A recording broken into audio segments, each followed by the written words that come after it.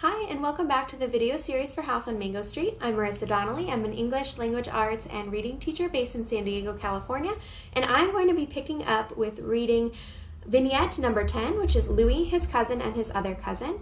And then I will read two more, and at the end of each vignette, I'm also going to give you time to pause and room for discussion. So if you have any questions, please feel free to comment them or to reach out to me directly through my website or through email.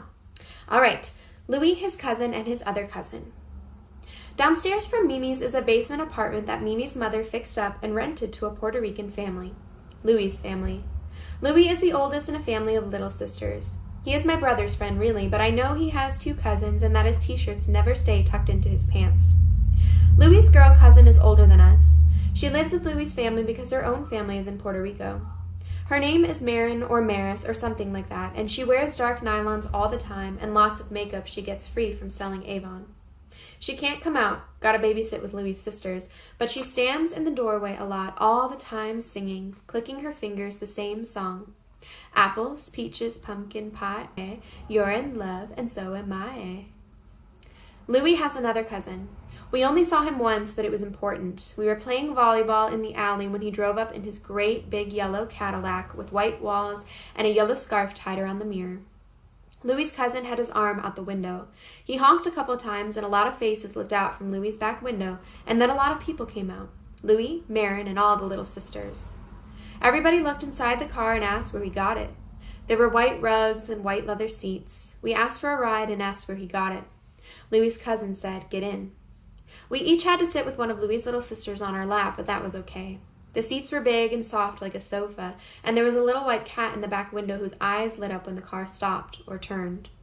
The windows didn't roll up like in ordinary cars. Instead, there was a button that did it for you automatically. We rode up the alley and around the block 6 times, but Louie's cousin said he was going to make us walk home if we didn't stop playing with the windows or touching the FM radio. The 7th time we drove into the alley and we heard sirens. Real quiet at first, but then louder. Louie's cousin stopped the car right where we were and said, "Everybody get out of the car." Then he took off, flooring that car into a yellow blur. We hardly had time to think when the cop car pulled in the alley going just as fast. We saw the yellow Cadillac at the end of the block trying to make a left-hand turn, but our alley is too skinny and the car crashed into a lamppost. Marin screamed and we ran down the block to where the cop car siren spun a dizzy blue. The nose of that yellow Cadillac was all pleated like an alligator's, and except for a bloody lip and a bruised forehead, Louie's cousin was okay. They put handcuffs on him and put him in the back seat of the cop car, and we all waved as they drove away. All right, I want you to go ahead, pause the video. If you're in class with a partner that you're able to sit and discuss with, I'd like you to pause and discuss what are the events and kind of give us a short timeline of what happens first, second, third, and then at the end. If you're working just directly with a teacher, or even if you're working on your own, I'd like you on a sheet of paper to write out those same steps for yourself. So what happens first, second, third, and fourth? Really break it down to understand the scope and the timeline of this vignette in particular. Okay, now that you've done that and you've unpaused the video, let's talk about it. So we are introduced to yet another character. We're introduced to Louie, his cousin, who gets the car, and we're also introduced to a girl cousin, Maris/Marin. We don't know her name for sure, but she is the one that's babysitting. So if you haven't already, go ahead and pause the video again and add a little bit of character descriptions to each of the characters that we met. Once you're finished with that, let's talk about the events in this vignette. So it sounds like where we are is just a normal day when all of a sudden this cousin comes up in the car. I want you to write down in your notes what the Cadillac looked like. Describe the seats, describe the white walls, describe the scarf around the mirror. Make sure you capture those details to help you visually see this scene. So the cousin comes, everyone gets excited, they all run out into the car. He does joy rides around the block. Can you imagine how those characters felt in that moment? How excited they must have been. This vignette in particular really gives us a little bit of backstory and information into what the culture is like of Esperanza's family and some of the other families that live on Mango Street. They are in a very poverty-stricken neighborhood, so can you imagine this gorgeous yellow Cadillac comes in?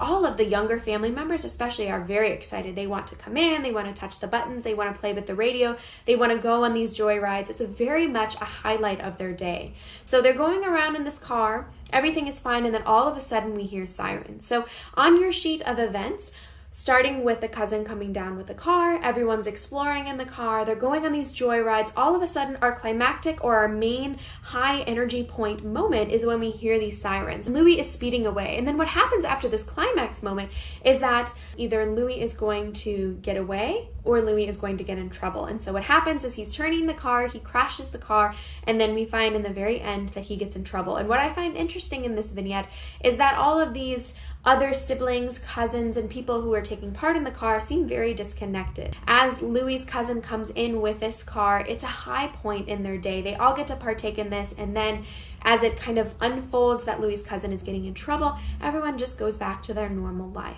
So it's a very interesting vignette, one that comes with a lot of information that we can take away about the culture, about poverty, and about maybe even a little bit about Louie's cousin and why he would do something like that. The joyride, the excitement, a little bit of even criminal behavior speaks to that culture and that poverty mindset. The next vignette we're going to read is Marin. So before we even begin, let's write down Marin as a character. We were introduced to her before, but we didn't know her full name. So now let's write down Marin and let's describe. As you're listening, feel free to describe who she is and maybe some things about her character. And after I read, I would like you to pause the video and add more about her character, who she is, and maybe what she represents. Marin. Marin's boyfriend is in Puerto Rico. She shows us his letters and makes us promise not to tell anybody they're getting married when she goes back to PR. She says he didn't get a job yet, but she's saving the money she gets from selling Avon and taking care of her cousins. Marin says that if she stays here next year, she's going to get a real job downtown because that's where the best jobs are, since you always get to look beautiful and get to wear nice clothes and can meet someone in the subway who might marry you and take you to live in a big house far away. But next year, Louie's parents are going to send her back to her mother with a letter saying she's too much trouble and that it is too bad because I like Marin. She is older and knows lots of things. She is the one who told us how Davy, the baby's sister, got pregnant and what cream is best for taking off mustache hair. And if you count the white flecks on your fingernails, you can know how many boys are thinking of you and lots of other things that I can't remember now. We never see Marin until her aunt comes home from work, and even then she can only stay out in front. She is there every night with the radio. When the light in her aunt's room goes out, Marin lights a cigarette, and it doesn't matter if it's cold out or if the radio doesn't work or if we've got nothing to say to each other. What matters, Marin says, is for the boys to see us and for us to see them. And since Marin's skirts are shorter and since her eyes are pretty, and since Marin is already older than us in many ways, the boys who do pass by say stupid things like, I'm in love with those green apples you call eyes. Give them to me, why don't you? And Marin just looks at them without even blinking and is not afraid. Marin, under the streetlight, dancing by herself, is singing the same song somewhere, I know, is waiting for a car to stop, a star to fall, someone to change her life. Right?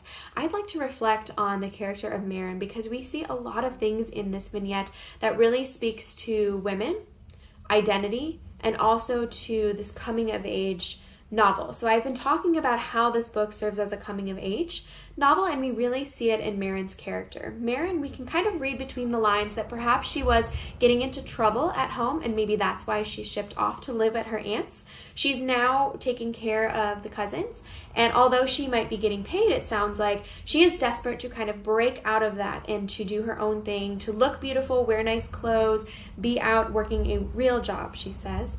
And what is a very big contrast between Esperanza and her sister and some of the girls that Esperanza spends time with versus Marin is that Marin is older.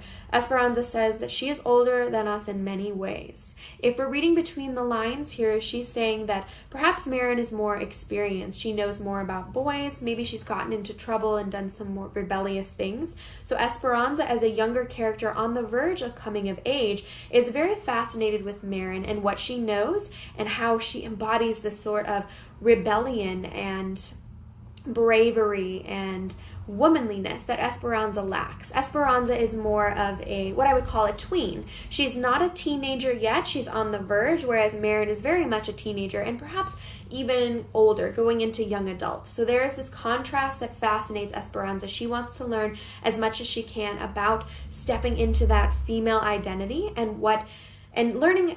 Esperanza wants to learn in her own way what matters and what it means to be a woman. It seems like Marin is presenting what a woman is in sexuality, in her being unafraid and bold and wearing short skirts and kind of being in a way promiscuous, which means she really is trying to attract that male attention. So we see this kind of shown through Marin. Marin kind of presents what I would call a foil character to Esperanza. So Esperanza is more of the inexperienced, immature, young, youthful, and Marin is the opposite, or the foil of that. She is more experienced, she is mature, in a sense. She is maybe older and more rebellious and more into her female identity. So because we see Marin in this light and in contrast to Esperanza, it really helps to build this tension as Esperanza is discovering who she is. So that's what I would say about this vignette in particular, and it would be helpful for you if in your notes you wrote down some of that that I just discussed, and maybe some of those key words and key takeaways with Marin. Experienced, mature, older, women, female identity. Having these comments in your notes will really help you as you study for a test, as you move forward, understanding some of the characters, and as we learn more about Esperanza's journey to coming of age. All right, the last vignette I'm going to read for this video is Those Who Don't. It's very short and sweet. If you're following along in this book, we are on page 28. Those who don't. Those who don't know any better come to our neighborhood scared. They think we're dangerous. They think we will attack them with shiny knives. They are stupid people who are lost and got here by mistake, but we aren't afraid. We know the guy with the crooked eye is Davy the baby's brother, and the tall one next to him in the straw brim, that's Rosa Eddie's V. And the big one that looks like a dumb grown man, he's Fat Boy, although he's not fat anymore, or a boy. All brown, all around, we are safe. But watch us drive into a neighborhood of another color, and our knees go shakety shake, and our car windows get rolled up tight, and our eyes look straight. Yeah, that is how it goes and goes. All right, what are we seeing here? We are seeing culture. We are seeing, Esperanza says, all brown, all around, we are safe. What that means is she's talking about the color of her skin, all brown, all around, all Spanish-speaking Mexican people. If she's surrounded by them, if her culture is surrounded by people of the same culture, then everyone is safe. But if they are moving into a neighborhood where the skin color is not the same, she says, our knees go shakety shake. She gives us almost what I would say is a visual auditory imagery of what that actually sounds like when you're nervous and your knees are shaking. She says they go shakety shake, windows get rolled up tight. So she's talking about leaving her culture and where she feels safe and going somewhere else of a different skin color and how she feels. And she's also saying at the very beginning of this, those who don't, people that don't live within her community feel the same way. So what's powerful about this very short vignette is that she is drawing comparisons herself between her culture and the culture of others and people who are different in particular, and saying that though we are so different, the way that they are reacting in different situations is actually very similar. I think perhaps one of the most important things about this stanza is that she says at the very end, this is how it goes and goes. And so what she's saying subtly here is that it's all the same and it all will continue. And the way people view one another's culture is unfortunately still seen with a lot of judgment. And we know, listening to and watching this video and reading this book even today, that we can understand that, right? Even though we try and have tried over many years to reduce racism, we still see it in our culture today. So I'd like in your notes for you to write those who don't and write the word racism next to it. I want you to be thinking about, especially in this vignette in particular, where do we see racism? What does that mean? How is racism revealed, not only in this vignette, but still in our lives today? And after this video, you can, for homework or for an activity in class, write your own response to how you see racism happening, maybe in your community, in your school, in your life. Reflect on the comparison between those who don't in your personal life, and let's speak a little bit about racism. I think the more that we can talk about it and understand it in literature and compare it to our real life, the better we can become at identifying it and hopefully removing it from the lives that we lead.